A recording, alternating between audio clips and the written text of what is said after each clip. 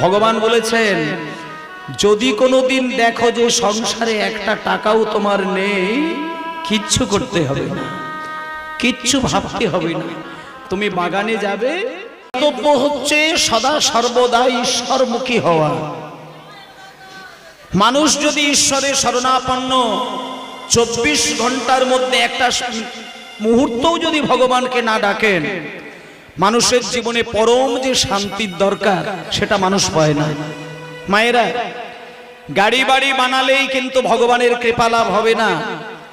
আপনি যদি 10 লাখ টাকা দিয়ে উঠোনের মাঝখানে একটা মন্দির তৈরি করেন, আর সেই মন্দিরের ভেতরে যদি 5 লক্ষ টাকা দিয়ে একটা রাধা গোবিন্দের বিগ্রহ তৈরি করেন, আর আপনি যদি 3 বার সেই মন্দিরের ভেতরে গিয়ে ঢং ঢং করে আরতি করেন, সেবা দেন, জপের মালায় নাম করেন, তার মানেই যে আপনি ধর্ম পালন করলেন, এটা কিন্তু প্রমাণ হয় না। ধর্ম কথার অর্থ কিন্তু ওটা নয়। গলা ভর্তি করে মালা নিয়ে নিলাম, জপের মালায় নাম আমি রাত দিন চালিয়ে গেলাম, দ্বাদশ অঙ্গে তিলক সেবা করলাম, কিন্তু মানুষের সঙ্গে ভদ্রতা বজায় রাখতে গেলে যে গুণটা থাকার দরকার, সেই গুণটা কিন্তু আমার মধ্যে দেখা গেল না। এতে করে কিন্তু চৈতন্য মহাপ্রভুর আদর্শ কিন্তু তা বলেন না। চৈতন্য দেবের আদর্শে বলছে যে জপের মালায় নাম করলে, তিলক সেবা করলে, ধুতি পাঞ্জাবি পরলে, হরি হরি বলে কাঁদলে, কিন্তু মানুষ হয়ে মানুষের সঙ্গে ভদ্রতা বজায় রাখতে পারলে না, তোমার ওই কৃষ্ণের পোশাক, বৈষ্ণবের আভরণ কোনদিন ভগবানের সেবার কাজে লাগবে না। নিতাই গৌর হরি বল, হরি বল। কারণ ধর্ম কথার অর্থ ওটা নয়। ধর্ম কথার অর্থ হচ্ছে সৎ এবং সামাজিকতা। একটা মানুষের প্রথম এবং প্রধান পরিচয় হচ্ছে তার মনুষ্যত্বটা থাকবে। যেমন জল, তার আসল পরিচয় হচ্ছে সে ভিজিয়ে দেবে, আগুনের পরিচয় সে জ্বালিয়ে পুড়িয়ে ছাই করে দেবে, আর মানুষের প্রথম পরিচয় হচ্ছে তার মনুষ্যত্ব, মানবিকতা বোধ, যেটা চৈতন্য মহাপ্রভু বারবার নদিয়ার মানুষকে বুঝিয়েছিলেন যে তুমি হরি হরি করবে পরে, তিলক সেবা করবে পরে, ধুতি পাঞ্জাবি পরবে পরে, আগে তুমি সৎ এবং সামাজিকতা হতে শেখো। তুমি মন্দিরে বসে আরতি করছো বলে পাশের বাড়িতে আগুন ধরে গেল, হঠাৎ করে পাশের বাড়িতে আগুন ধরে গেল, সবাই মিলে হাহুতাশ করে কান্নাকাটি করে মরিবাঁচি করছে, রাস্তা দিয়ে মাতালগুলো যেতে যেতে ছুটে জল ঢেলে তাদেরকে উদ্ধার করছে, আর তুমি মন্দিরের সেবার কাজে নিযুক্ত আছো বলে তুমি যেতে পারলে না। একটা কথা মনে রাখবেন, তোমার ওই সেবা কুকুরের সেবায় লাগবে, ভগবানের সেবায় লাগবে না। কারণ তোমার যে আদর্শ মানুষের মানবিকতা বোধকে পরিষ্কার করতে পারে না, যে সেবা মানুষকে খুশি করে না, সেই সেবা গোবিন্দ সেবার উপযুক্ত সেবা নয়। একটা মানুষের মধ্যে 3টে গুণ দেখা যায়। এক হচ্ছে পাশবিক গুণ, মানবিক গুণ, দৈবিক গুণ। যিনি পাশবিক গুণ সম্পন্ন ব্যক্তি হন, তিনি যতই সারা জীবন কীর্তন শুনে যাক, কীর্তন গেয়ে যাক, ধর্ম প্রতিষ্ঠা করে যাক, সে কোনোদিন ভগবানের সেবার অধিকারী হতে পারে না। পাশবিক গুণ কাকে বলে? পাশবিক গুণ সম্পন্ন ব্যক্তি যারা হয়, তাদের প্রকাশ, তাদের আচরণটা হবে এরকম: জগতে কেউ সুখে থাক বা না থাক, কেউ খেতে পাক বা না পাক, আমার খাওয়া আমার সুখ, এইটুকু হলেই আমি খুশি। যারা নিজের খাবারের চিন্তা করে আর কারোর কথা ভাবে না, নিজের সুখের কথা চিন্তা করে কারোর সুখের কথা ভাবে না, তাদের হচ্ছে পাশবিক গুণ সম্পন্ন ব্যক্তি। এবার 2 নম্বর হচ্ছে মানবিক গুণ। সেটা কেমন না, যে নিজের সুখের কথাও ভাবে আর সামনাসামনি থাকা 10 জনেরও কল্যাণের কথা ভাবেন, তাদেরকে বলে মানবিক গুণ। আর দৈবিক গুণ কাকে বলে? দৈবিক গুণটা হলো নিজের সুখের কথা ভুলে গিয়ে যিনি জগতের কল্যাণের জন্য নিজেকে শেষ করে দেন। হরি বল, হরি বল। আপনার মাথায় আছে সে কথা? কিন্তু মায়েদেরকে একটা কথা বলি, একটা মূল্যবান সময় বলে দেব, যে সময়টাতে যদি আপনি কিছুক্ষণের জন্য মেরুদণ্ড সোজা করে আপনি নীরবে শুধু স্থির হয়ে বসে থাকতে পারেন, আপনি অলৌকিক শক্তির অধিকারী হতে পারেন। একটা মুহূর্ত আপনাদেরকে বলে দেব, মানে যেটা আগেকার দিনে মা ঠাকুরমারা করতেন, এখন সেটা আর কেউ করেন না। আমি যতদিন দেখেছি আমার ঠাকুরমা বেঁচে ছিলেন, আমি ঠাকুরমাকে আমি করতে দেখেছি, আমার নিজের ঠাকুরমা। আপনাদেরকে আমি সেই পন্থাটা বলে দেব। সারাটা দিনের মধ্যে 4টে করে প্রহর হয়, আর সারা রাত্রির মধ্যে 4টে করে প্রহর হয়। একটুখানি বলে দিচ্ছি, মানে যারা ভগবানকে মানেন আর নাই মানেন ওটা কথা নয়, এই প্রকৃতির নিয়মটাকে একটু মানার চেষ্টা করবেন। দরকার নেই কিচ্ছু করা, তুলসী মালা টালাও সব নিতে হবে না, ও পরের বিষয়, ওগুলো পরের বিষয়। আভরণে বৈষ্ণব সাজার দরকার নেই, আচরণ দিয়ে বৈষ্ণবটা আগে সাজার চেষ্টা করতে হয়। ভগবান আভরণ পছন্দ করেন না, ভগবান ভেতরের খবরটা বেশি করে নেন। যখন আপনি একটা নাড়ু গোপালকে ওই বেদির উপরে রাখবেন আর হাতে নাড়ু সাজিয়ে দেবেন, পাথরের হোক, নারকেলের হোক, কি মুরগির নাড়ু হোক, আপনাকে একটা কথা বলি, ভগবান কিন্তু ওই নারকেলের নাড়ু, মুরগির নাড়ু, কি ক্ষীরের নাড়ু ও সব কোনোদিন পছন্দ করেন না। ভগবান যেটা পছন্দ করেন সেটা আমরা দিতে পারি না, সেই জন্য আমাদের শান্তির জন্য চেষ্টা করেও শান্তির লেশমাত্র পায় না। মানুষ সব পায়, শান্তিটুকু শুধু পায় না। আর সেই শান্তিটা কেন পায় না সেইটুকু যদি জানতে পারে তাহলে তার শান্তি হয়ে যায়। ভগবানকে আপনি কিচ্ছু দিতে লাগবে না, কিচ্ছু দিতে লাগবে না। আপনার যদি রোজগার ভালো না হয় আপনাকে মন্দির বানাতে হবে না, আপনাকে কিচ্ছু করতে হবে না। মিনিমাম 200 টাকা দিয়ে তাল পাতা তো কিনতে পারবেন। তাল পাতা কয়েকটা কিনবেন, কয়টি খড় কিনবেন, 4টে খুঁটি তৈরি করে তাল পাতা দিয়ে ঘেরে একটা ক্যালেন্ডার ঝুলিয়ে রাখবেন।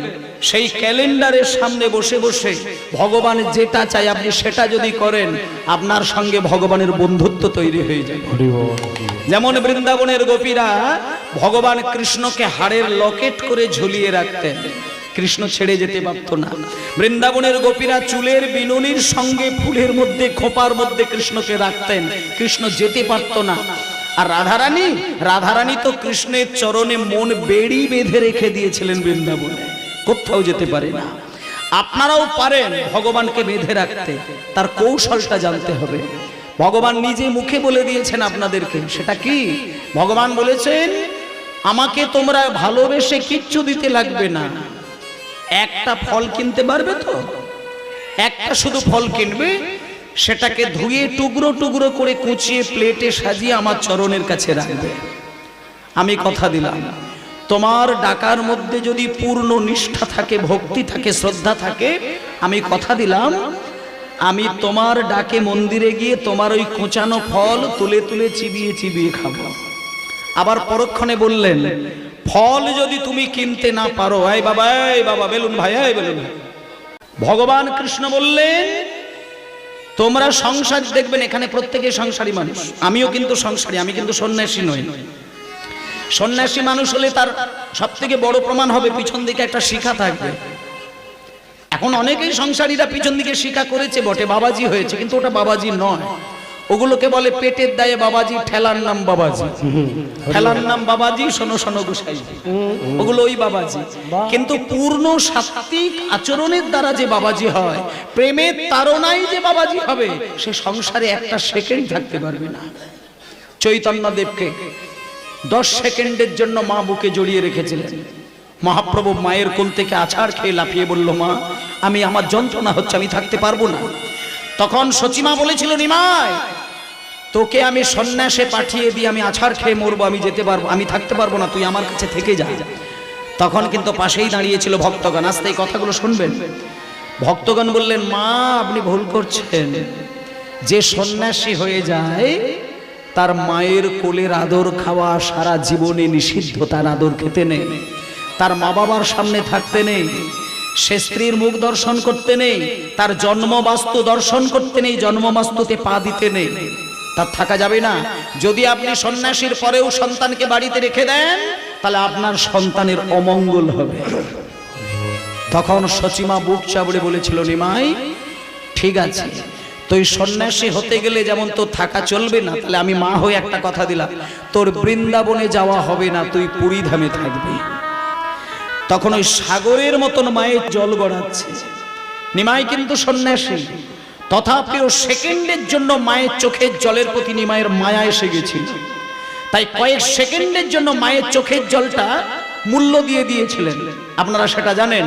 মায়ের চোখের জলটা মুছিয়ে দিয়ে বলেছিল, মা আমি কথা দিলাম, আমার ইচ্ছে ছিল আমি বৃন্দাবনে যাব, কিন্তু তোমার চোখের জল মোছাতে গিয়ে আমি বৃন্দাবনে যাব না, আমি সারা জীবন পুরীধামে কাটিয়ে দেব। হরি বল হরি তাই আপনারা জানেন নিমাই কিন্তু পুরীধামে কাটিয়েছেন, বৃন্দাবনে যায়নি। তাই জন্য একটা কথা বলি, সংসারী মানুষের অনেক বিধি আছে, শুনতে হয়। আপনারা সংসারী মানুষ, সঠিকভাবে যদি বৈষ্ণব সেবা না করতে পারেন, সঠিকভাবে যদি গোবিন্দের সেবায় নিজেকে নিযুক্ত রাখতে না পারেন, আপনি কীর্তন শুনে হয়তো কিছুটা আনন্দ পাবেন, এটা ঠিক কথা, কিন্তু পরমানন্দকে কিন্তু হৃদয়ে আপনি ধরে রাখতে পারবেন না। হরি বল হরি বল। পরমানন্দ হচ্ছে একান্ত ঈশ্বরের গোপন প্রেম, যেটা ঈশ্বর দিতে চায় না, জোর করে ছিনিয়ে নিতে হয়। ভগবান নিজে বলেছেন, বলবো কথাটা, ভগবান বলেছেন চরিতামৃতে বলেছেন, কৃষ্ণ যদি ফিরে কাউরে ভক্তি মুক্তি দিয়া, প্রেম কভু নাহি দেন রাখেন লুকাইয়া। উনি প্রেম দেন নাই। তুমি যদি বলো আমি পাঁচতলা বাড়ি চাইবো, ভগবান তোমাকে পাঁচতলা বাড়ি দিতে পারে। তুমি যদি চোখের জলে কাঁদতে কাঁদতে বলো যে আমার মেয়ের বিয়েটা যেন ভালো ঘরে হয়ে যায়, ভগবান যদি দয়া করে মেয়ের বিয়েটা ভালো ঘরে দিতে পারে। কিন্তু ভগবান যে ভক্তের কাছ থেকে দূরে সরে যায়, সেটা কোন ভক্ত? যদি কোনো ভক্ত বলে ঠাকুর আমি কিচ্ছু চাই না, আমি কিচ্ছু চাই না, শুধু তোমার ওই রাঙা যুগল চরণ আমি সারা জীবনের হৃদয়ে রাখতে চাই, ভগবান চট করেই তার কাছ থেকে লুকিয়ে থাকেন।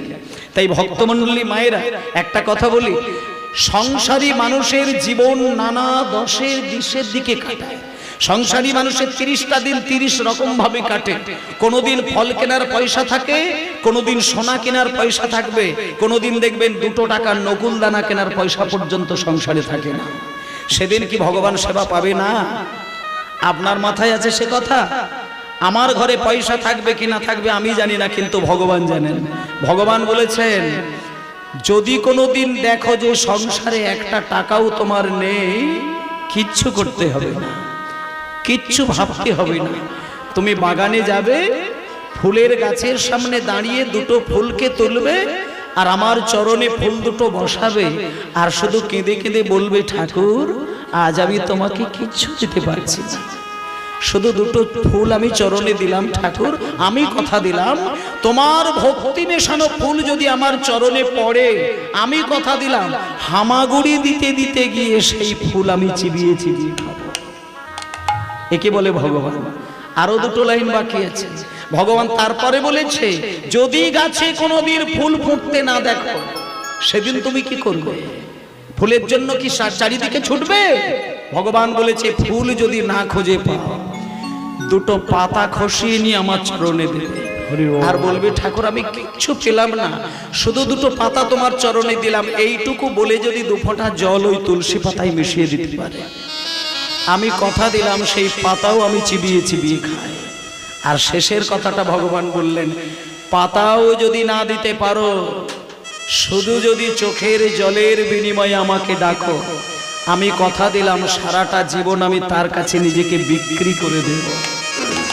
ভগবানকে যদি তুমি কিনে রাখতে পারো, ভগবানকে যদি সারাটা জীবন তুমি মনের মণিকোঠায় বেঁধে রাখতে চাও, বাইরের কিছু জিনিস দিয়ে তুমি ভগবানকে চাইতে পারবে না।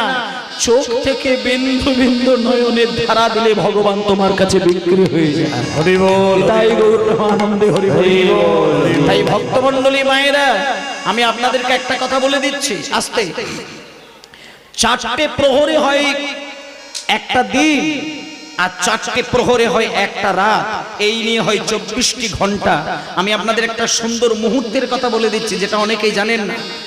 15টি মুহূর্ত মিলে হচ্ছে একটা দিন, 30টি মুহূর্ত মিলে হয় 24 ঘন্টা। আমরা অনেক সময় বলি না যে 1 মুহূর্ত আমি থাকতে পারি না। আপনাকে যদি আমি যে 1 মুহূর্ত সমান কতক্ষণ, আপনি বলতে পারবেন না, কিন্তু 1 ঘন্টা কতক্ষণ বলে দেবেন 60 মিনিট। একদিন কতক্ষণ, 24 ঘন্টা। কিন্তু একটা মুহূর্ত কতক্ষণ, এটা অনেকেই জানেন না।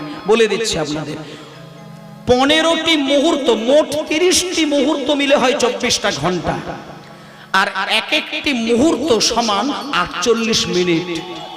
48 মিনিটে হয় 1 মুহূর্ত। এবার আপনাদের বলে দিই, আমাদের মানুষের কাছে 24টি ঘন্টার মধ্যে সবথেকে মূল্যবান মুহূর্ত কোনটা বলে দিই, রাত্রির 14তম মুহূর্ত যেটা হয় সেটা মানুষের কাছে সবথেকে বেশি গুরুত্বপূর্ণ মুহূর্ত। এবং তার টাইম টেবিলটা আপনাদের বলে দিচ্ছি, সেই টাইমটা আপনারা কিন্তু ঘুমাবেন না। মানুষ যেটা ভুল করে সেই ভুলের প্রায়শ্চিত্ত সারাটা জীবন করে যেতে হয়, মানুষ সেটা জানে না। আগেকার দিনে মা ঠাকুরমারা বলতেন ব্রহ্ম মুহূর্তে উঠে 3 বার শঙ্খ বাজাতে হয় সংসারে। কতগুলো মাঙ্গলিক কর্ম আছে সেগুলো মায়েরা করেন না, আর ছেলেকে ইংলিশ মিডিয়ামে পাঠিয়ে দিয়ে পণ্ডিত তৈরি করেছেন। শেষের দিনে যখন ছাই পাশ গিলছেন তখন ছেলেকে দোষী করছেন। ছেলেকে মানুষ করার পিছনে কিন্তু মা বাবা দায়ী 100% থাকে। আমি আপনাদের বলে দিই, যেদিন ছেলেটা আপনার কোলে মানুষ হচ্ছে স্তনদুগ্ধ পান করে, সেদিন আপনার চলাফেরার মধ্যে ছেলের কিছু গুণাবলী কিন্তু ছেলের মধ্যে যাবে। আপনাদেরকে বলে দিই, ভোর 3:30 থেকে 3:40 পর্যন্ত ব্রহ্ম মুহূর্ত ধরা হয়। অনেকে বলে ব্রহ্ম মুহূর্তে ভগবানের নাম করো, ব্রহ্ম মুহূর্ত কোন টাইমটা সেটা তো অনেকে জানেন না। আমি আপনাদের একেবারে সুন্দর করে দুদিক দিয়ে বলে দিচ্ছি। সূর্য উদয়ের 92 মিনিট আগে থেকে সূর্য উদয়ের 48 মিনিট আগে পর্যন্ত এই সময় সীমাটাকে ব্রহ্ম মুহূর্ত ধরা হয়। আর এই ব্রহ্ম মুহূর্তে মায়েরা দেখবেন মানুষ ঘুমিয়ে থাকেন, গোয়াল ঘরের গরুটা কিন্তু আর ঘুমায় না। এগুলো প্র্যাকটিক্যাল, আপনি প্রমাণ করে দেখবেন। আপনি যদি ব্রহ্ম মুহূর্তে গোয়াল ঘরে গিয়ে দেখেন গরু পরিষ্কার ভাবে জেগে থাকে, ব্রহ্ম মুহূর্তটা গরু জেগে যায়, ব্রহ্ম মুহূর্তে পাখি জেগে যায়, ব্রহ্ম মুহূর্তে কীট পতঙ্গ জেগে যায়, কিন্তু মানুষ ঘুমিয়ে কাটায়। সেই জন্য মানুষের মধ্যে আচরণটা কিন্তু মানুষের মতন হয় না। যদি মানুষকে আদর্শ মানুষ হতে হয়, মানুষকে যদি পূর্ণ মানুষের লাভ পেতে হয়, তাহলে ওই 3:20 থেকে 3:40 পর্যন্ত মানুষের যেটা দরকার সেটা নিদ্রা ভেঙে দিয়ে মেরুদণ্ড সোজা করে কয়েকটা সেকেন্ডের জন্য ইষ্ট দেবতাকে স্মরণ করতে হয়। ব্রহ্ম মুহূর্তে ব্রহ্মকে স্মরণ করতে হয়। ব্রহ্ম মুহূর্ত কাকে বলে? ব্রহ্ম শব্দের অর্থ হলো সত্য, পরম সত্যকে বলা হয় ব্রহ্ম। আর সেই পরম সত্যের সময়, পরম সত্যের উদ্দেশ্যে, পরম সত্যের জায়গায় বসে সত্যের আরাধনা করলে মানুষ অনায়াসেই গোবিন্দের কৃপা লাভ করতে। যে মানুষটা ব্রহ্ম মুহূর্তে উঠে নাম করতে পারে, আমি বলে দিচ্ছি 24 ঘন্টা তাকে আর নাম করতে লাগবে না। 24 ঘন্টা তাকে আর ভগবানকে ডাকার প্রয়োজন হবে না, আমি এটা গ্যারেন্টি দিয়ে দিলাম। আপনি 3:20 থেকে 3:40 পর্যন্ত এই সময়টাকে আপনি শুধু ভগবানের উদ্দেশ্যে ছেড়ে দিন। বাকি 24 ঘন্টা আপনি চাকরি বাকরি করুন, দোকানদানির উপরে সময় দিয়ে দিন, ছেলে মেয়ে নাতি নাতনির উপরে সময় দিন। আপনি দেখবেন ব্রহ্ম মুহূর্তে যদি আপনি ঈশ্বরের নাম করে কাটান, 24টা ঘন্টা আপনার দিনটা প্রেমময় ভাবে আপনি জীবন কাটাতে পারবেন। এটা প্রমাণ করে দেখবেন। এখানে যত মা বাবা বসে আছেন, আমি প্র্যাকটিক্যাল বলছি, আপনি 21 দিন করে দেখুন, 21টা দিন করে দেখুন। 22টা দিনের মাথায় যদি আপনি কিছু না ফল পান, আমার ফোন নম্বর নিয়ে আপনি ফোন করবেন। 21 দিন করবেন ব্রহ্ম মুহূর্তে বসে ভগবানের নাম করা। আপনি কি পেলেন 21 দিন পরে আপনি প্রমাণ করবেন, অলৌকিক শক্তির অধিকারী হয়ে যাবেন আপনি।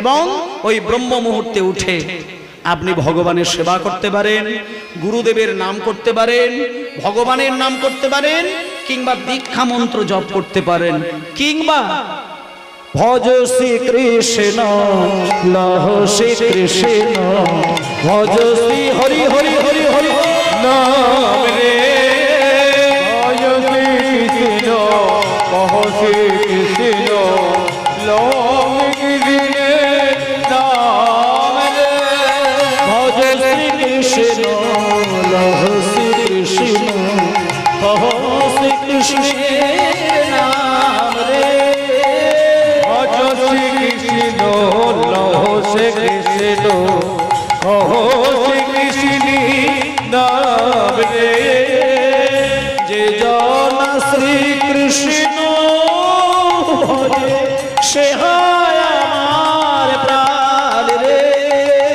যে জন কৃষ্ণ ভজে সে হয় আমার প্রাণ রে, যে কৃষ্ণ ভজে সে হয় আমার প্রাণ রে, যে জন শ্রী কৃষ্ণ ভজে